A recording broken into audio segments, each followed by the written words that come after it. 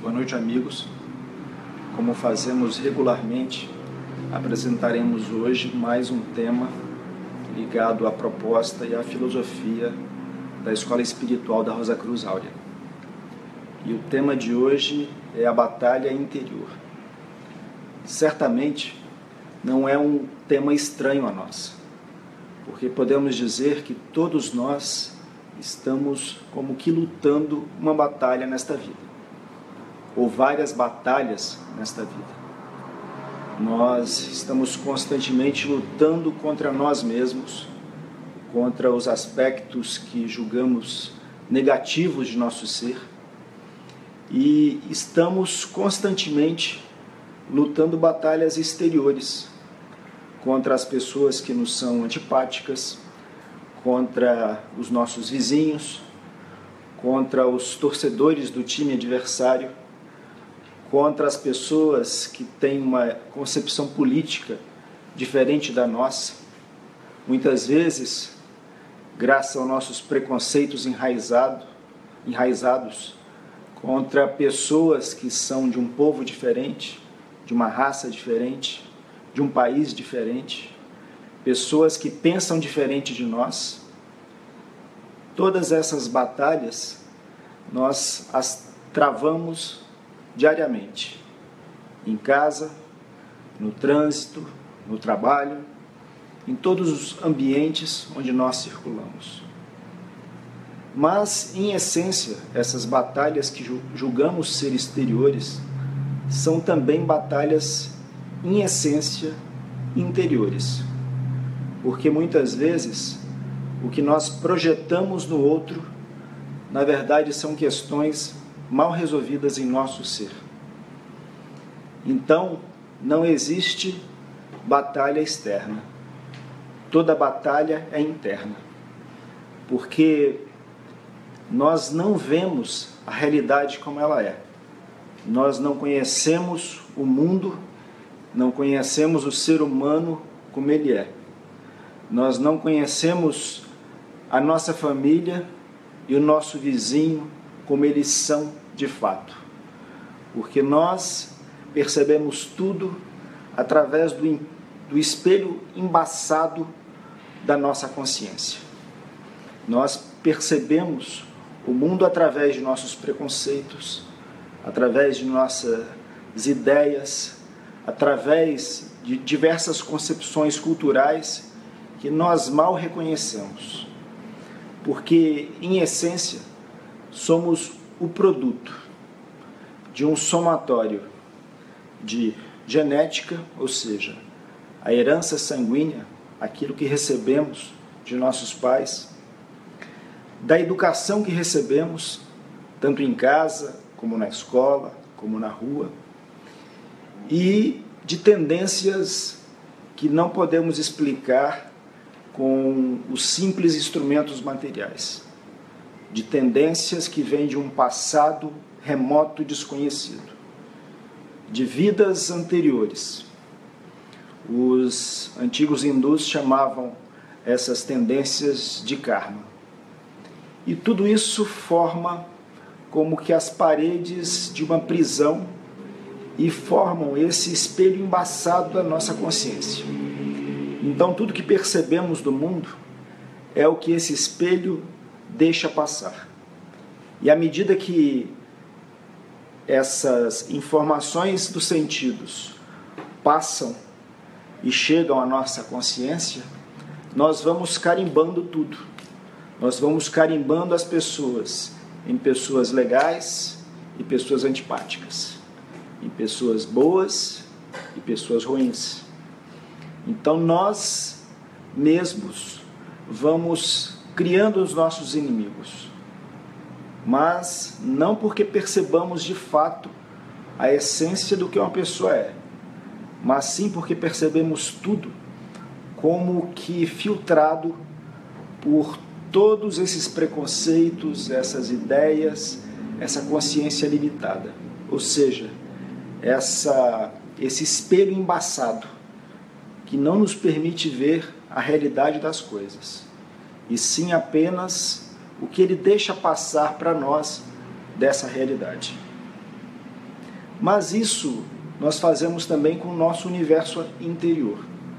Nós temos sentimentos, pensamentos, desejos, vontades, e é com base nesse universo interno que nós partimos para a ação. Mas, fundamentalmente, nós estamos também constantemente categorizando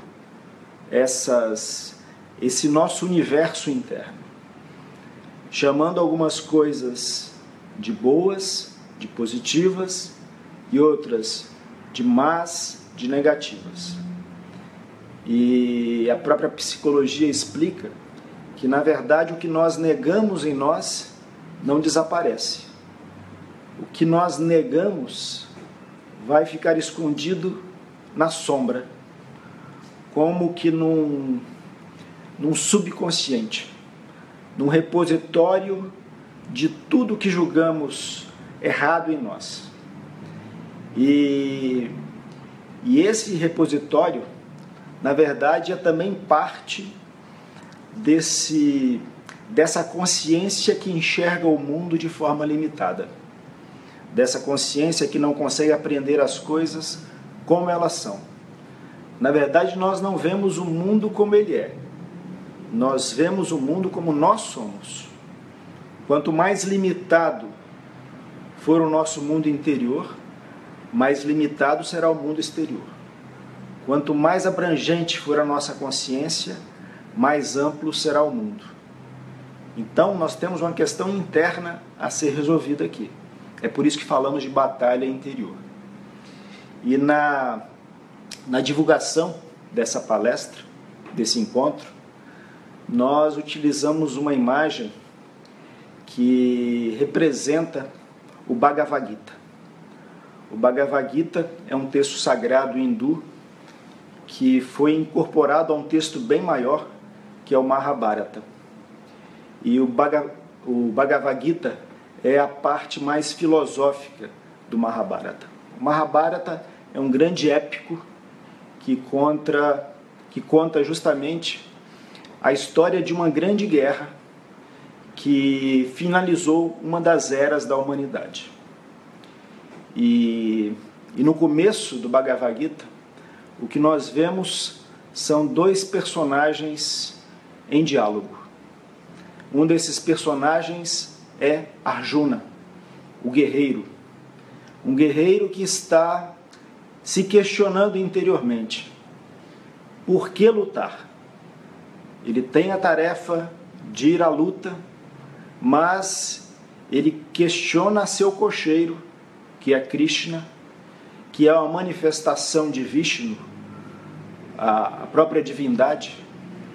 E nesse questionamento, ele se opõe a lutar contra aqueles que estão do outro lado, porque eles também são parte de sua própria família.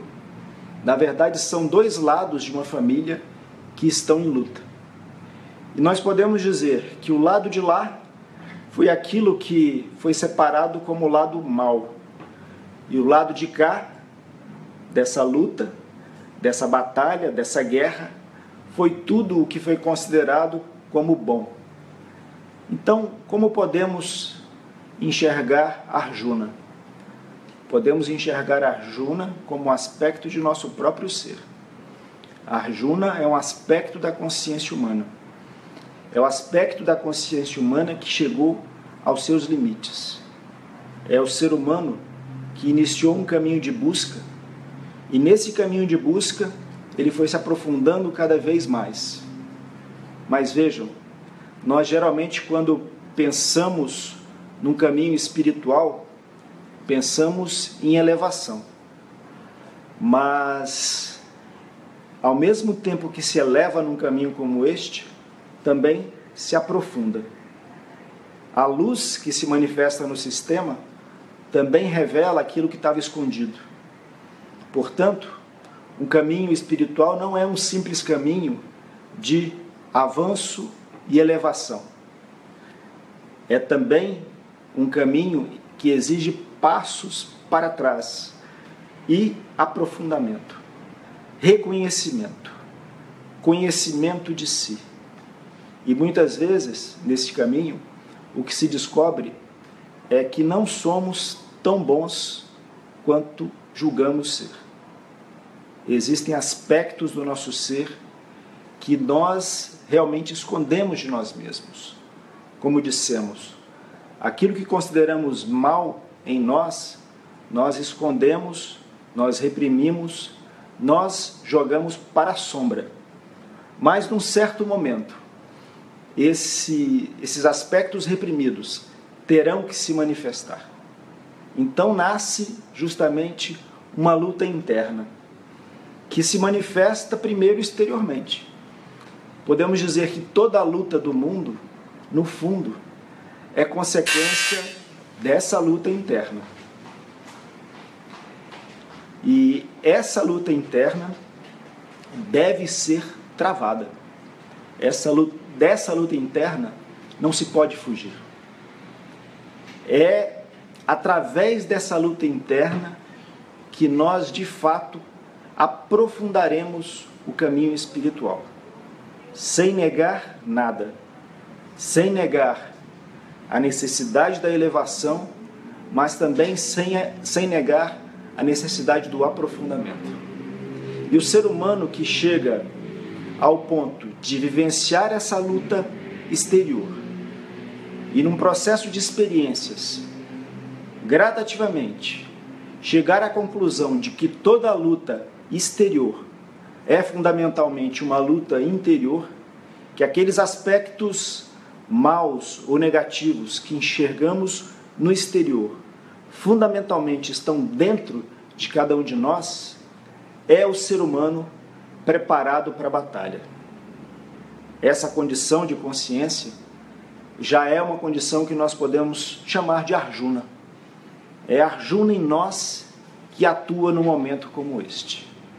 E Arjuna, justamente por perceber os seus limites absolutos, a limitação de sua própria consciência, percebe também que existe nele algo superior a ele. Da mesma forma que João Batista, quando se encontra com Jesus, percebe que aquela força que virá após ele é muito maior do que ele, porque já era antes dele. Ele até diz: eu não sou digno de desatar as correias de suas sandálias. Arjuna também chegou a esse ponto de reconhecer sua absoluta limitação, que com suas próprias forças ele não pode enfrentar essa batalha e essa guerra. Então, fundamentalmente, ele precisa abrir-se para essa força maior em si, para essa força espiritual, para essa força de Vishnu, ou de Krishna, ou de Cristo, desse Vishnu interno, desse Krishna interno, desse Cristo interno. Porque, na verdade, tudo que o Bhagavad Gita ensina, em essência, é que sem essa força transcendente, nós não conseguiremos ser bem-sucedidos nessa luta. Porque essa luta, na verdade, é uma luta interna e não é uma luta realmente entre positivo e negativo, entre o bem e o mal, ou entre o espírito e a matéria. Pelo contrário, o que o Bhagavad Gita mostra é uma integração dessas forças. Porque essa força de Krishna, essa luz central de nosso ser, esse fogo que arde em nosso coração e que pode ser o orientador de nossa vida, ela, na verdade, ela não está ali para uma luta convencional. Ela está ali para uma luta no sentido de trazer consciência e passar pelo caminho da luta, da experiência, sem nada negar, mas tudo transmutando em sua luz. E fazendo com que aquilo que aparentemente é mal no mundo, em nós, seja reconhecido, seja vivenciado plenamente. e que seja transmutado. E que tudo que consideramos bom, consideramos o bem, mas na verdade não seja de fato, que muitas vezes cause sofrimento em nós e em nossos semelhantes, seja desmascarado e seja também transmutado. Então esses dois lados de nosso ser, o lado claro e o lado obscuro, têm que ser transmutados, ou têm que ser como que fundidos num caldeirão alquímico para uma transformação. Mas para que essa transformação aconteça, é fundamental que essa luz do centro, essa luz divina, essa luz de Krishna, conduza o processo. Quando ela conduz, ela consegue harmonizar esses aspectos distintos de nosso ser. Uma das essências também do Bhagavad Gita é ensinar que não há separação entre a filosofia, a espiritualidade e a vida prática. Nós não precisamos negar o mundo para realizar uma vida espiritual. Muitas vezes, ao nos sentirmos chamados para um caminho espiritual, nós passamos a negar a realidade da matéria e considerar que aquilo que é elevado do ponto de vista dos sentimentos, dos pensamentos, tem mais valor do que a vida corporal, do que a vida na matéria. Na verdade, o que o Bhagavad Gita ensina é que todos esses aspectos são importantes. Tanto a filosofia, o que os antigos hindus chamavam de Sankhya, quanto a ação prática, aquilo que a gente pode chamar de Karma Yoga. Karma, em essência, é ação.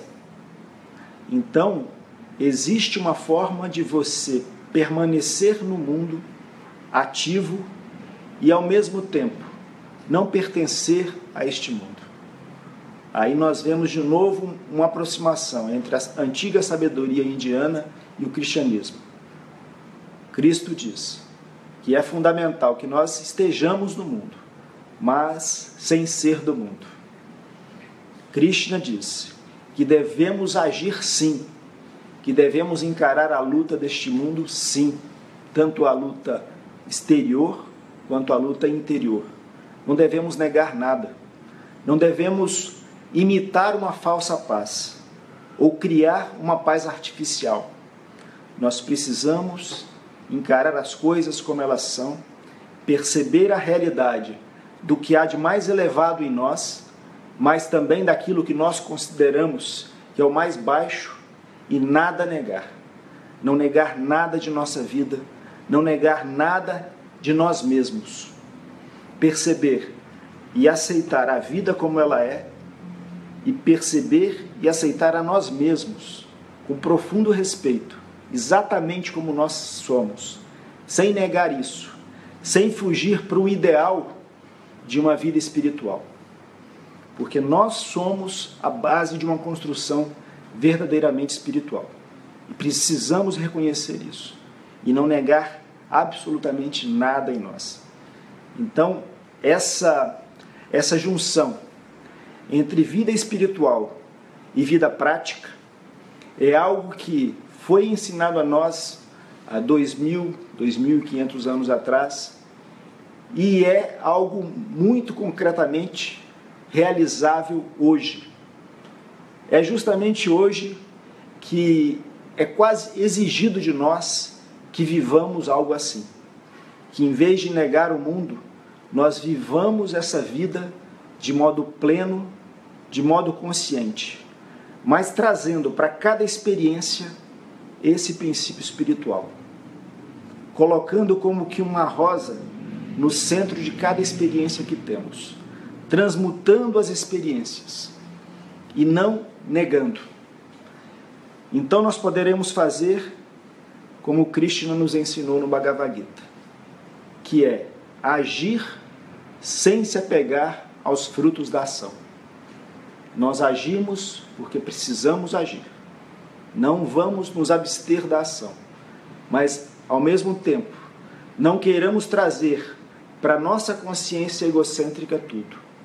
Não vamos tentar nos apossar de toda a realidade da vida para nós. Porque essa nova consciência que nasce do nosso encontro com Krishna ou com Cristo em nós, deixa de ser uma consciência egocêntrica. Passa gradativamente a brilhar em nós essa luz dessa nova consciência, essa luz que vem do divino, essa luz espiritual. E essa luz é amor como fundamento. Ela quer irradiar, ela quer se doar, ela quer dar-se inteiramente. Enquanto a consciência a velha consciência egóica, quer tudo pegar para si.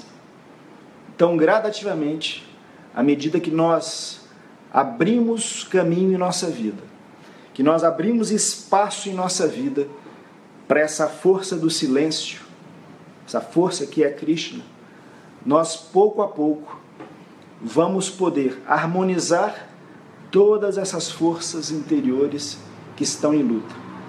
Nós poderemos chegar a uma síntese superior, e essa síntese superior, ela é realizada justamente através da presença desse princípio espiritual interno que nós temos em nosso coração, que se amplia em nós, que ganha espaço em nós, justamente a partir do nosso silenciar. E esse ganhar espaço é em si transformação, é ser banhado inteiramente pela luz interna, é se deixar guiar, é passar a ser, de fato, um instrumento consciente da força divina em nós. Amigos, essa era a abertura que nós tínhamos para hoje, e a partir de agora fiquem à vontade para nos enviar seus questionamentos. Já temos uma primeira questão aqui da Rosana. Aquele copinho de água está aqui. Eu só bebo uma aguinha, Rosana.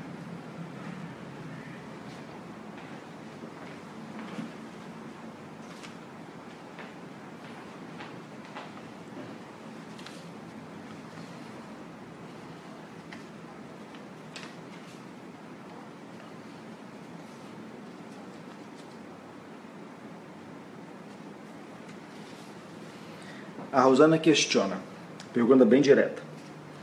Vocês acreditam na reencarnação? Rosana,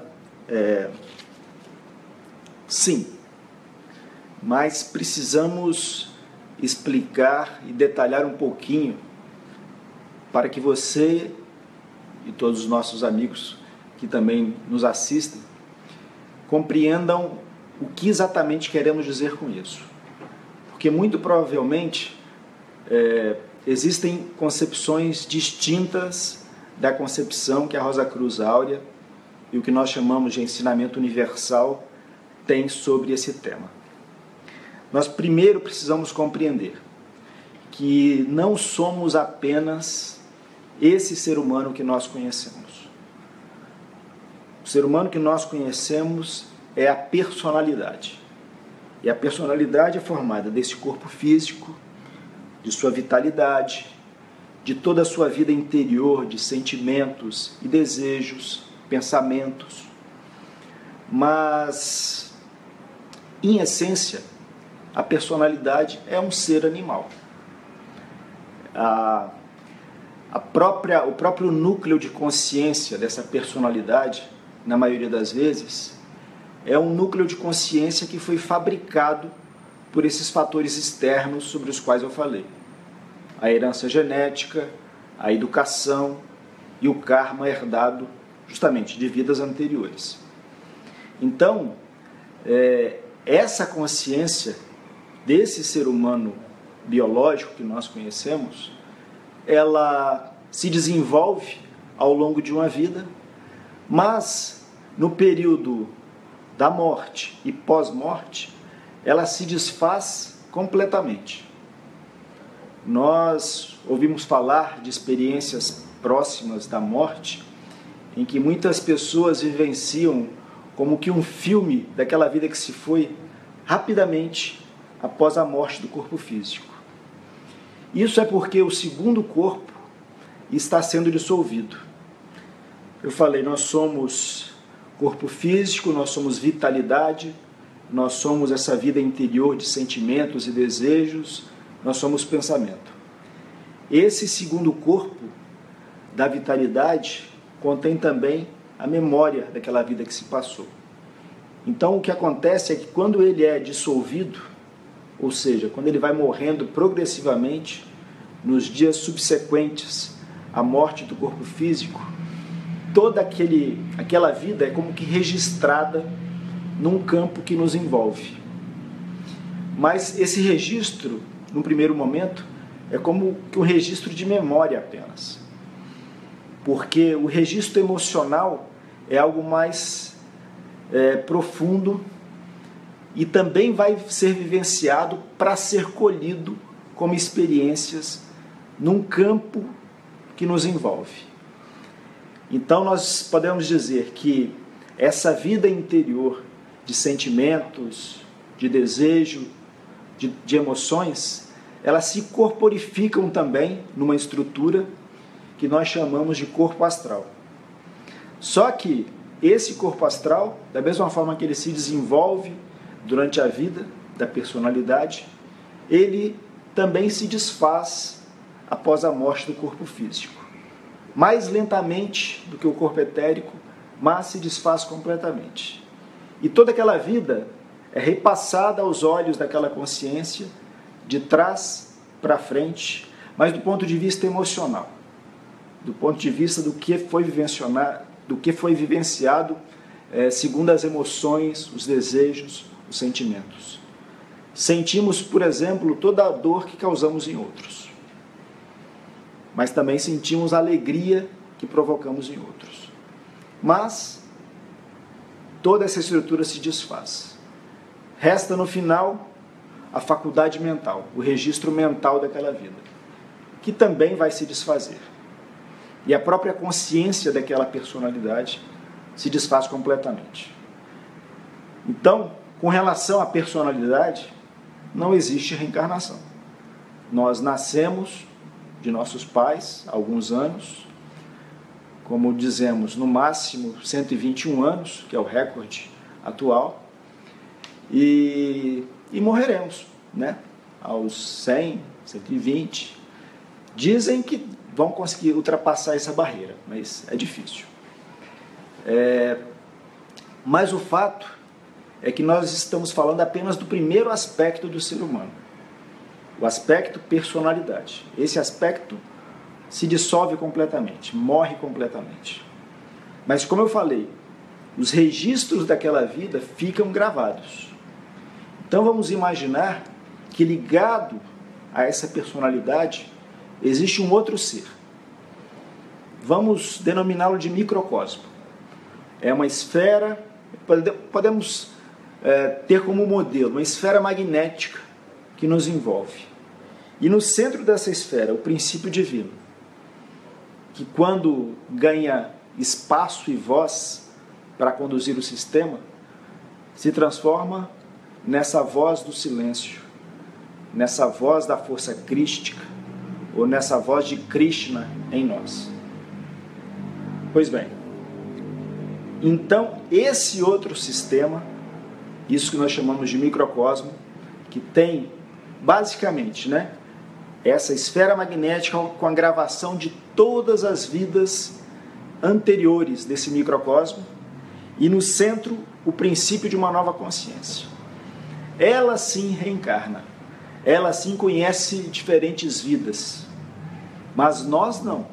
Nós somos um instrumento para possibilitar que esse sistema como um todo se eleve a uma condição espiritual, justamente através da germinação dessa semente espiritual que nós trazemos no coração e que vai fazer com que adquiramos um novo corpo, vamos dizer assim, um corpo da imortalidade, um corpo que nas cartas de Paulo é chamado de corpo celeste, em que ele diz que o perecível deve ser revestido pela imperecibilidade, e aquilo que é corruptível deve ser revestido da incorruptibilidade. Porque esse novo corpo que nasce da semente divina é justamente, digamos, o corpo de manifestação de Vishnu ou de Cristo em nós. É o corpo de manifestação dessa voz do Espírito em nós. Através desse novo corpo, nós uniremos essas duas partes do microcosmo. Isso que nós chamamos de personalidade, isso que nós estamos chamando de microcosmo, e principalmente com o princípio divino. Porque esse princípio divino, ele é chave de todo um processo espiritual. E vejam, essa roda vivenciada pelo microcosmo, essa roda que é parte na matéria, parte nos domínios sutis, ela é uma roda provisória.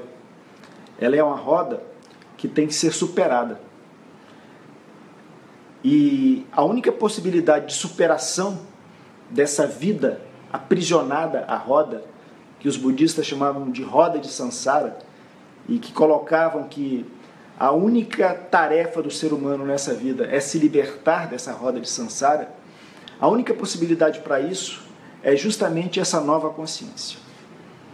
Então nós precisamos nos voltar para essa luz interna, para essa luz do Cristo interno, do Krishna interno, e manifestar essa nova consciência, que vai manifestar também uma transformação de todo o sistema da personalidade, desde o pensar, o sentir, o desejar, o querer e o agir.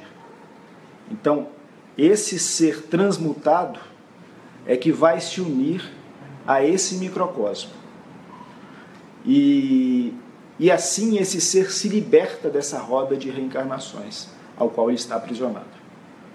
Então, só resumindo, nós, como personalidades, não reencarnamos. O microcosmo reencarna, mas isso é uma condição provisória que precisa ser vencida, mas só pode ser vencida na força do próprio Espírito em nós.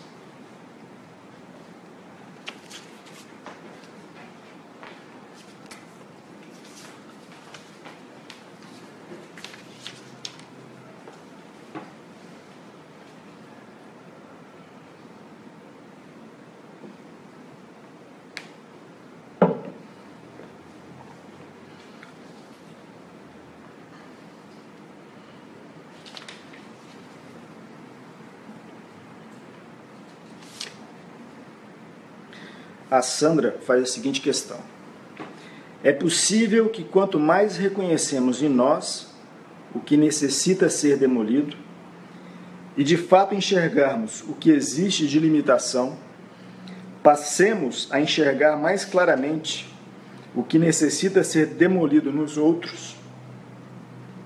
Será necessário alimentar a compreensão cada vez mais? Obrigado pela pergunta, Sandra. Na verdade, o que acontece é que nós mudamos completamente o foco num caminho como este. O foco da consciência egocêntrica sempre são os outros. São os defeitos dos outros, são os problemas dos outros, e grande parte da vida de muitas pessoas é passada falando mal da vida dos outros. E neste caminho, o que se percebe? Começa-se a perceber que, na verdade, tudo isso são projeções. Que tudo que eu vejo de errado no meu próximo, fundamentalmente, está em mim.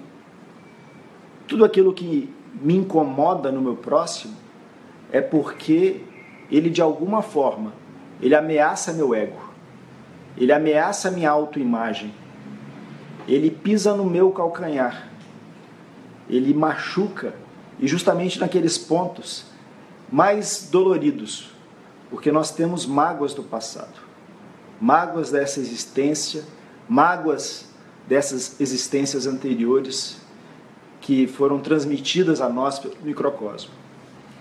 Então, essa consciência da resistência, essa consciência do medo, essa consciência da fuga, essa consciência centralizada em si, que teme tanto os outros, que tanto a machucam, ela vai gradativamente cedendo espaço para uma nova consciência, que não é mais essa consciência, e não é nenhuma transformação dessa velha consciência. Essa nova consciência que brota, esse novo princípio de consciência, quando ele começa a se manifestar, ele passa a enxergar com muita lucidez as suas questões internas. E ele não tem mais tempo de olhar para o outro. O que nasce dele, na verdade, é uma profunda compaixão e compreensão, porque ele sabe que todos os defeitos, todas as limitações de seus irmãos também estão fundamentalmente nele e que ele é responsável por isso. Então essa consciência, ela muda o foco completamente. Ela nada julga no outro.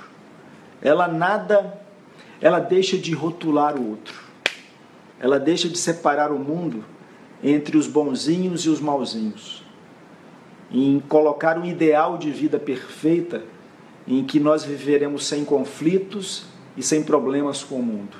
Não, nós encararemos os conflitos exteriores, os conflitos interiores, mas nós vivenciaremos tudo isso de forma consciente, com essa consciência da nova vida nos conduzindo, nos guiando, e portanto tudo será transformado. E nós perceberemos que com essa atitude nós também ocasionaremos uma mudança nos outros, uma mudança espontânea que vai nascer, não algo que nós fizemos, mas que vai brotar, que vai se manifestar também.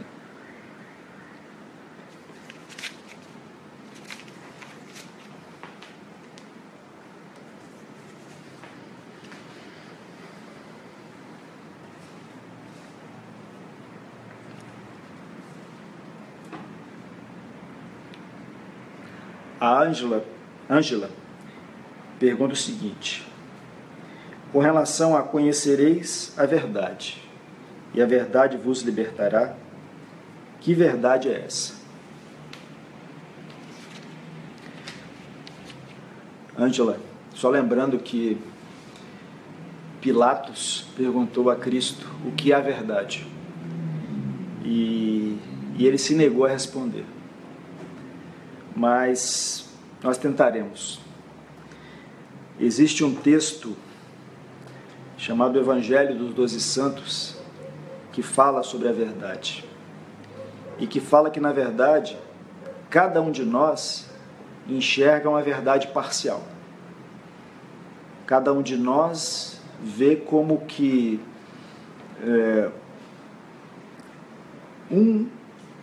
imagine uma pérola que irradie seus vários lados uma luz distinta. Ou um prisma, né, que divida a luz branca em seus vários componentes. Imagine que cada um de nós enxerga apenas uma dessas luzes. Um vai dizer, não, o que está saindo dali é verde. O outro vai dizer, não, é vermelho, é branco. E todos terão razão. Então, cada um de nós percebe apenas uma verdade parcial. É por isso que, num caminho como este, primeiro, nós temos que nos abrir para um trabalho de grupo. Porque, ainda que individualmente nós não possamos perceber toda a verdade, na força do grupo nós poderemos. Vejam que as várias lendas, como por exemplo a do rei Arthur, falavam de uma tábua redonda com 12 cavaleiros. E Arthur era o 13º. Os discípulos de Jesus eram 12. Ele era o 13º. É como se cada discípulo ou cada cavaleiro pudesse perceber uma parte dessa verdade global. Mas é só na união desses 12 que a verdade completa, que é o Cristo, pode se manifestar. Então, nós temos que, muitas vezes, nos conformar com a verdade que nós percebemos hoje, que ainda é uma verdade parcial. Ainda vemos em espelho, em enigma, como diz Paulo também. Mas então veremos face a face. Mas nesse então, nós estaremos plenamente unidos num corpo grupal, que é o corpo da fraternidade de Cristo, da fraternidade universal. Enquanto estivermos com a nossa consciência isolada e separados, não teremos condições de apreender a verdade. Porque a verdade é o todo, e a gente pode tentar traduzi-la dizendo: Deus é a verdade. Mas são só palavras. A verdade tem que ser vivenciada, tem que ser conhecida. E num trabalho de grupo, a percepção de um fortalece o do outro. É por isso que todas as escolas iniciáticas de todos os tempos sempre preconizaram a necessidade desse trabalho de grupo e de unidade de grupo, para que esses grupos pudessem atingir, unidos, essa verdade superior.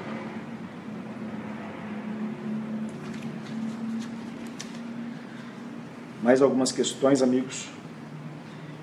Um pouquinho mais de água.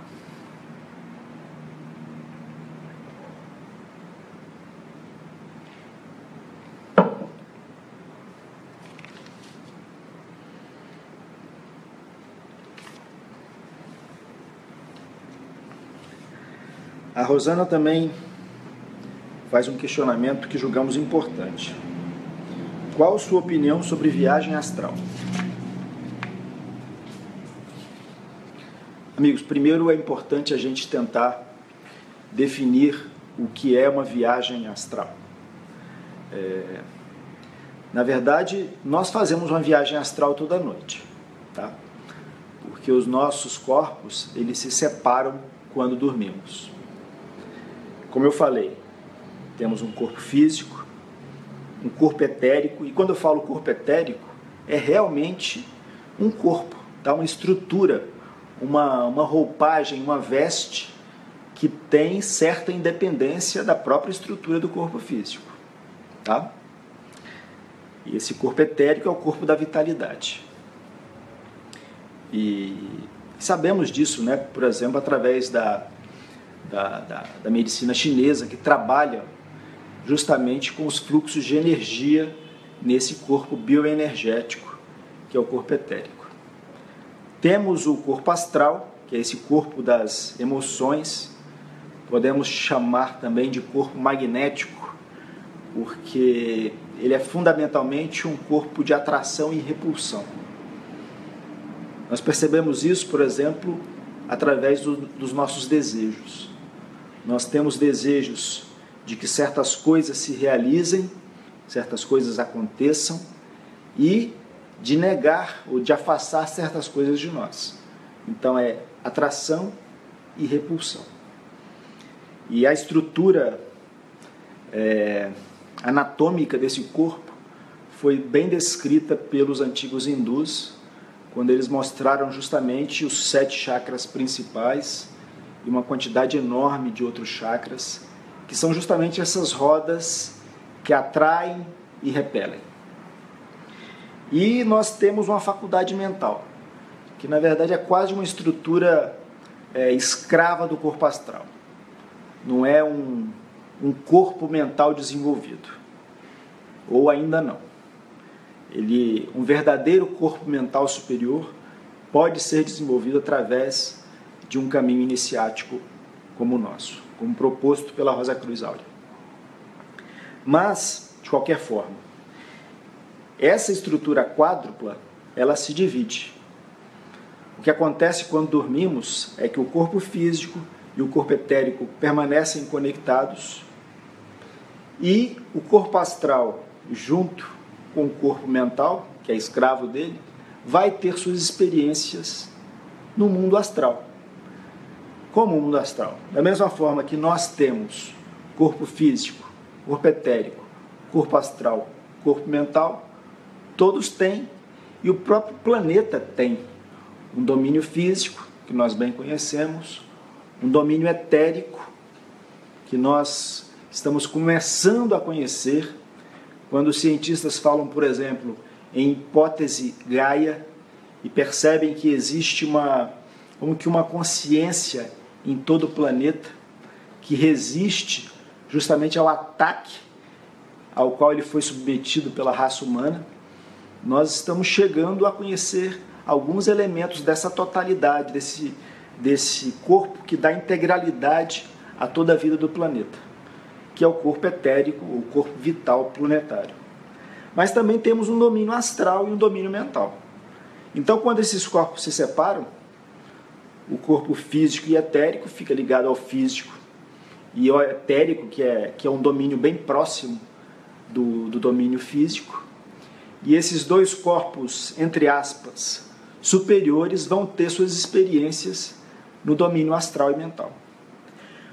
O que geralmente acontece é que nós não conseguimos transportar a nossa consciência de vigília para essas experiências noturnas do corpo astral. E, portanto, não temos real consciência do que acontece nesse período. Mas algumas pessoas nascem com a predisposição a separar também a sua consciência e como que levar parte da consciência de vigília junto com esses corpos sutis quando eles se separam. E isso pode ser treinado. Existem algumas escolas que treinam isso. Mas só deixar claro que esse tipo de método não é aconselhado pela Escola Espiritual da Rosa Cruz Áurea, que o vê mesmo como algo negativo. No passado remoto da antiguidade, esses planos sutis, eles eram muito puros, eles eram naturais. Só que o ser humano, com seu desenvolvimento cultural, foi poluindo esses planos. Nós podemos dizer hoje que esses domínios sutis são ainda mais poluídos do que o domínio material, que já está extremamente poluído. Então, quando a gente faz uma viagem com a nossa consciência de vigília a esses domínios invisíveis, nós estamos, na verdade, entrando num campo completamente ilusório. Porque muito mais do que a matéria física, essa matéria sutil é plasmável. A gente pode entender isso porque você pensa uma casa, ela ganha vida. Se você tem um pensamento forte, se você é um arquiteto, por exemplo, que consegue pensar cada detalhe de uma casa, essa forma ganha vida no astral. Então é fácil manipular esse domínio astral. É fácil criar ilusões nesse domínio astral. Então, quando mergulhamos com a nossa consciência de vigília nesses domínios, estamos sujeitos a grandes riscos. Hoje, a fraternidade da vida, essa fraternidade que trabalha pela libertação da humanidade, não tem condições de atuar nesses domínios, justamente pela extrema poluição mental, astral, que quer dizer emocional, de desejos desses domínios. Então, primeiro, é uma realidade a viagem astral? É uma realidade. Pode ser treinada? Pode. Mas tem consequências negativas. Então, sejamos muito cuidadosos ao lidar com essas coisas.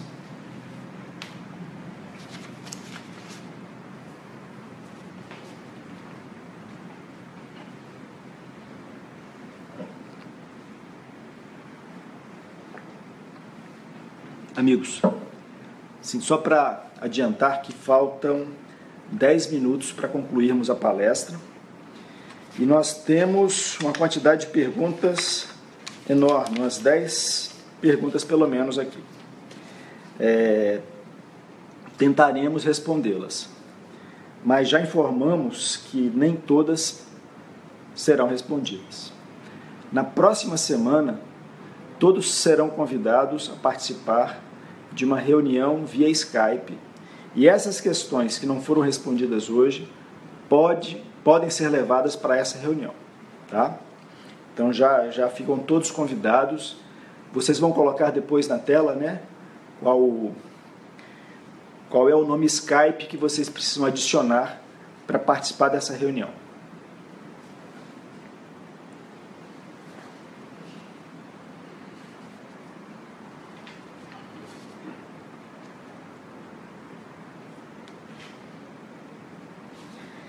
O Edgar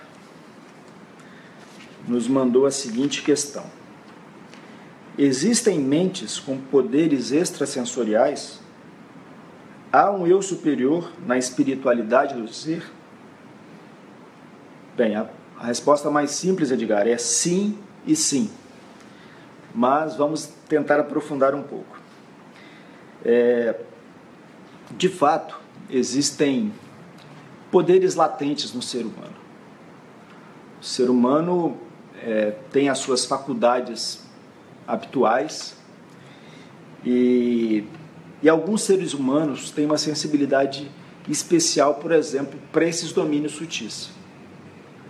Eles conseguem perceber ou intuir realidades do mundo astral, por exemplo, ou do mundo etérico. Alguns têm clarividência, outros clareaudiência, e, portanto, algum contato com esses domínios etérico, astral e mental que estão aqui, tá? Não estão longe de nós. Eles permeiam, da mesma forma que o corpo etérico permeia o corpo físico. Nós temos uma réplica de cada órgão interno no corpo etérico. Todos esses domínios invisíveis permeiam a nossa realidade física. Então não é uma realidade que está lá longe, nas nuvens, é uma realidade que está aqui. Mas muitos de nós não têm acesso a essa realidade.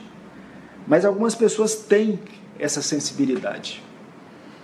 Então é uma realidade. E é importante dizer, algumas pessoas sofrem imensamente por essa sensibilidade.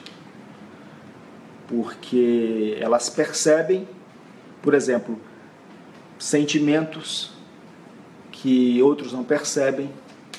Elas percebem uma realidade que muitos glorificam, que muitos consideram espiritual, mas que na verdade é uma realidade completamente ilusória. E alguns começam a perceber essa ilusão, que da mesma forma que uma ilusão é mantida para controle da consciência da humanidade aqui no plano físico, também uma ilusão é mantida nesses domínios sutis para controle da consciência humana. Então, vamos dizer, não é desejável que se desenvolvam esses poderes. Esses poderes podem ser perigosos, porque pode ser que no desenvolvimento desse tipo de poder nós percamos a proteção natural do nosso ser. Nós temos como que uma proteção natural contra certas forças opositoras. Naquelas lendas de vampiros, em que a gente lê que o vampiro só entra na sua casa se ele for convidado, nós percebemos isso. É uma proteção. A não ser que você convide, o bicho não vai entrar. Então, percebam que essas válvulas de proteção que nós temos, elas podem ser queimadas. E justamente através do desenvolvimento de certos poderes que não são bons nem ruins. Aqueles que têm esses poderes de forma espontânea têm que aceitá-los como a realidade de seu ser e lidar com isso da melhor forma. Mas procurar desenvolver esses poderes não tem nada a ver com uma verdadeira espiritualidade, porque muitas vezes isso representa, na verdade, uma ampliação da ilusão, uma ampliação da consciência egocêntrica, uma ampliação do nosso egoísmo. Então, o núcleo da ilusão, ele é ainda mais fortalecido. Então, não é isso que se busca numa escola espiritual como a nossa. A segunda questão, sobre o eu superior. Sim, existe um eu superior. Só que aí precisamos também ter muito cuidado, porque muitas vezes aquilo que em algumas escolas esotéricas é chamado de eu superior, na verdade é um eu kármico que mantém o aprisionamento da consciência humana. Imagine todo esse passado kármico que foi registrado no microcosmo, de várias e várias vidas. Essas gravações magnéticas, elas se corporificaram como uma consciência superior. E, de certa forma, essa consciência superior, ela nos controla como eus inferiores completamente. Nós somos como que marionetes do passado kármico. Então vamos imaginar aqui, né, um ser grandioso, com dois aspectos, um bom e um mau, mas que não conhece apenas essa vida. Conheceu diferentes vidas. Vive há milhares de anos. Portanto, sabe muito mais do que nós, conhece muito mais do que nós. É essa consciência kármica, essa consciência de todo esse passado. Mas essa consciência é a consciência de um falso eu superior.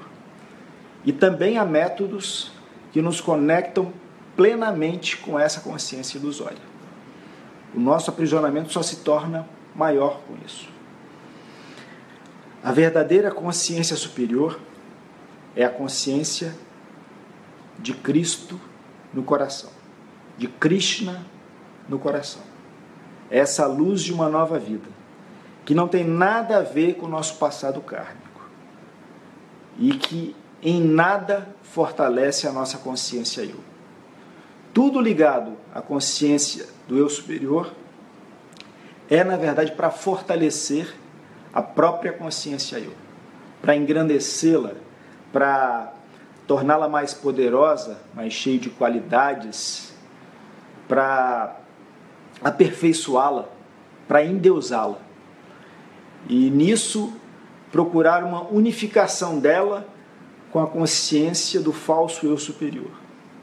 Enquanto que a manifestação dessa outra consciência, dessa consciência crística, dessa consciência de Krishna, desmascara a nossa ilusão eu, desmascara o nosso ego, fazendo com que nós percebamos claramente que em essência nós nada somos, que percebamos o vazio dessa consciência eu, que por detrás das máscaras dessa personalidade, né, personalidade vem de persona.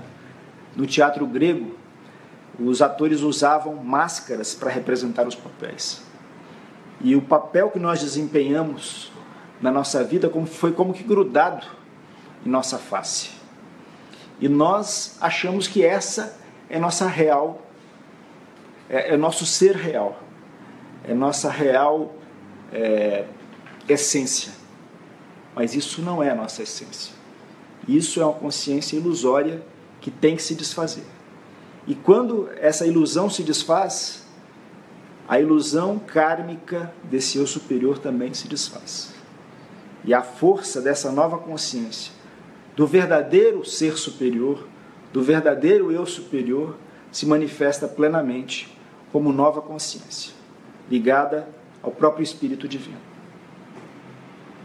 Amigos, encerramos agora. Recados para dar, já foram dados todos. Então encerramos agora e convidamos todos vocês a participar das nossas próximas palestras. Daqui a 15 dias, também aqui no Facebook, teremos um novo tema e um novo expositor. Boa noite a todos. Espero que essa palestra tenha ajudado na ampliação e aprofundamento da pesquisa de vocês. Até a próxima.